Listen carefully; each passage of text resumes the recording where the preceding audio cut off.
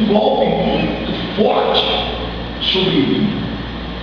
E Deus disse: para que você saiba que eu farei isso, os teus 2 filhos morreram num só dia, Hofni e Finéias, que são os 2 filhos a quem você está honrando, a quem você está encobertando, a quem você está dando razão em tudo que eles estão fazendo. E como sacerdote você deveria honrar a mim, mesmo que tenha que corrigir os teus filhos, mesmo que tenha que repreender os teus filhos, mesmo que tenha que banir os teus filhos da minha casa.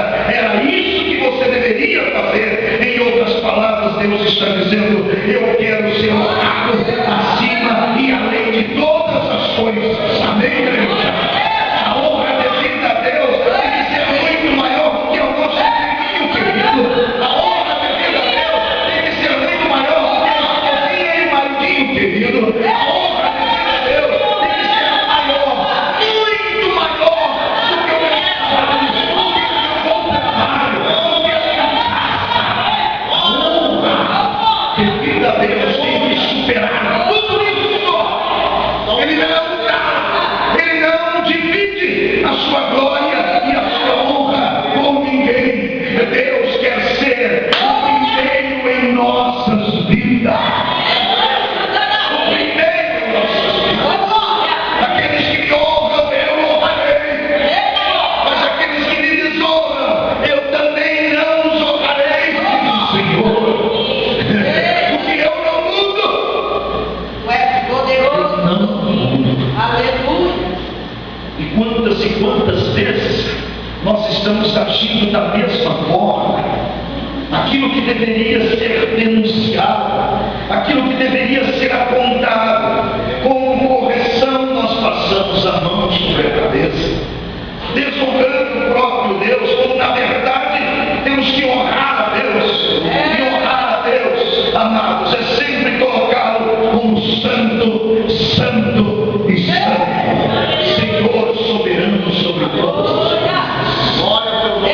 Mas eu vejo Deus repreender o sacerdote Eli desta maneira. Chega, me treme, me dá um calafrio, porque há um ensinamento profundo, um princípio estabelecido de honra que Deus não abre mão.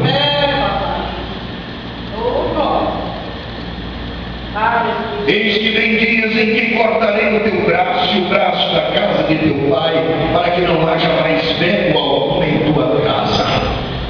E verás o aperto da morada de Deus em lugar de todo o bem que houvera de fazer a Israel. Nem haverá por todos os dias velho algum em tua casa. O homem, porém, que eu te não desarraigar do meu altar, será para vos consumir os olhos e para te entristecer a alma.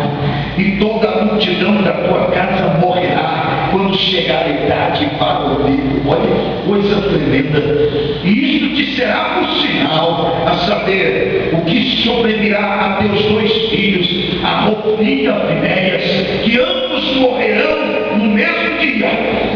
E eu suscitarei para mim um sacerdote fiel, que obrará segundo o meu coração e a minha alma, e eu lhe edificarei uma casa firme, e andará sempre diante do meu ungido. E será que todo aquele que ficar de resto da tua casa virá a inclinar-se diante dele por uma moeda de prata e por um bocado de pão, e dirá: rogo-te que me admitas a algum ministério sacerdotal, para que possa comer um pedaço de pão. Ele já estava velho, passou praticamente toda a sua vida de servindo a Deus, e no final, por isso é que eu falo, não é saudosismo, não é o que você foi no passado, não é o que você fez para Deus no passado, é o que você está sendo diante de Deus hoje. Deus não é saudosista de maneira alguma. Servir a Deus no passado, quando as pessoas levantam a cabeça, empinam o nariz e diz: mas há algum tempo atrás, olha na bênção, e ainda usa aquela expressão errada, era batizado do Espírito Santo, porque eu sou batizado do Espírito Santo, não tenho estanga. Olha, naquela época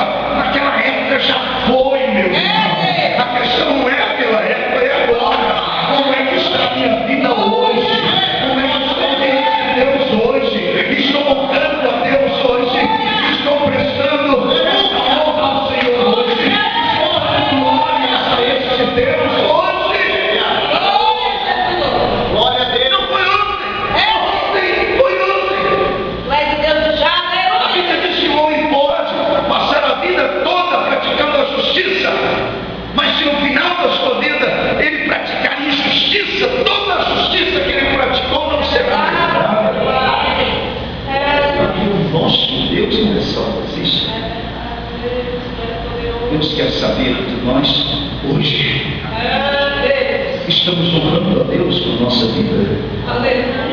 Aí está, por isso que eu disse na terça-feira, nós precisamos de um renovo urgentemente. Precisamos de um renovo tal que venha nos fazer mais sensíveis a Deus, mais quebrantados e contritos diante de Deus.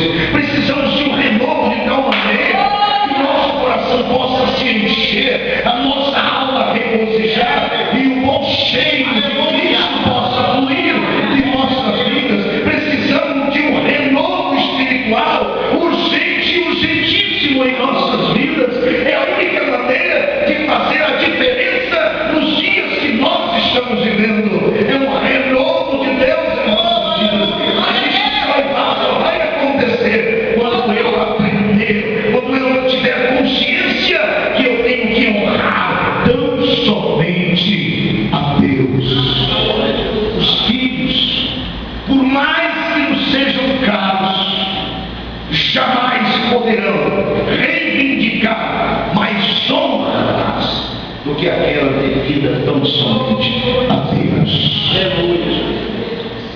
Irmãos amados, lá em Atos dos Apóstolos, se você quiser abrir também a sua Bíblia, Atos dos Apóstolos, capítulo de número 12, a partir do verso 19, nós aprendemos com um homem, e este homem que foi um perseguidor incansável, que tentou exterminar com Jesus quando ainda na sua infância, e ele não conseguiu, usando de um grande ardil.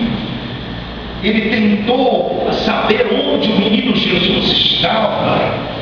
Ele tentou saber, e ainda disse que queria saber para ir até lá e honrá-lo também, mas não era verdade. Ele queria exterminar, ele queria bloquear o projeto de Deus para a salvação de nossas vidas. Não era outra coisa senão a própria personificação de Lúcifer, esse Herodes aqui. Os magos passaram, estavam procurando onde havia nascido o menino, Jesus o Salvador, aquele que seria o rei de Israel. Isso mexeu com Herodes. Ele disse: Rei, onde esse menino nasceu? Olha, vocês vão e procura saber onde está esse menino, esse rei que nasceu, porque eu quero ir também honrá-lo, adorá-lo. Mas na verdade ele já tinha em mente exterminar, traçar aí um projeto que viesse bloquear esse grande projeto de Deus de salvação em Cristo Jesus. E aqueles homens partiram para Belém. Quando encontraram o menino Jesus, se alegraram, e parece que eles até acreditaram em Herodes. Se não fosse o anjo falar com eles de maneira diferenciada, por certo eles teriam voltado para dizer: Herodes, onde estava o menino Jesus? Mas o nosso Deus é um Deus de providências. Amém?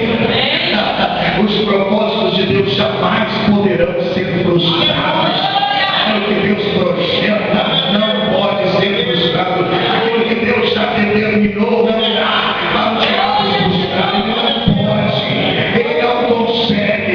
E o anjo do Senhor à noite falou com aqueles homens que não voltassem ali pelo mesmo caminho, mas pegassem outro caminho, porque Herodes, na verdade, queria matar o menino. Era essa a intenção dele, queria matar o menino Jesus. E aí, numa noite, o anjo então aparece também a José e diz: olha, pega o menino e Maria, sua mulher, e vai para o Egito, porque Herodes está atrás do menino para matá-lo. E José levanta à noite com a sua mulher e o menino Jesus e vamos para o Egito.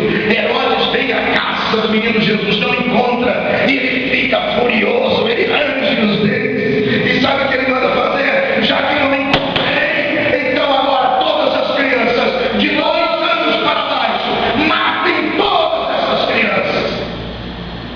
E foi o maior infanticídio da época. Mandou matar todas as crianças de 2 anos abaixo. E eu fiquei imaginando, lembrei do Gabriel. Quantos anos Gabriel tem? 1 ano e 2 meses. Você já imaginou, Fred, você ali em Belém, De repente chega todo aquele regimento romano com a ordem de Faraó de matar todas as crianças de 2 anos abaixo, e vier, entra na sua casa e pega um Gabrielzinho assim e sai e mata ali no quintal.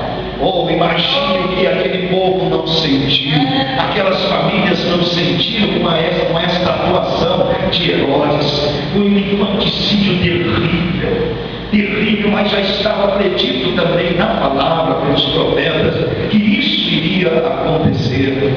E este mesmo Herodes, quando viu desfavorecido desta maneira, ele tentou buscar honra e glórias para si. E olha o que diz aí na palavra em Atos capítulo 12, verso 19, porque ele mandou prender a Pedro, o Senhor solta o apóstolo Pedro, ele manda buscar, Pedro não estava mais, e aí ele fica enlouquecido, quer dizer, uma derrota em cima da outra. E ele disse, e quando Herodes o procurou Pedro e não achou, feita a inquirição aos guardas, mandou-o justiçar, e partindo da Judéia para Cesareia, ficou ali. E ele estava irritado com os de Tiro e de Sidom, mas estes vindo de comum acordo ter com ele, e obtendo a amizade de Blasco, que era o camarista do rei, pediam paz, porquanto o seu país se abastecia do país do rei. E num dia designado, vestido Herodes as vestes reais, estava sentado no tribunal e lhes fez uma prática. E o povo exclamava: voz de Deus e não de homem! Voz de Deus e não de homem! Dando glórias a Herodes, bajulando a Herodes. Ele colocou esta roupa, e diz a história que esta roupa, com a luz que batia na sua roupa, ela resplandecia. E ele ficava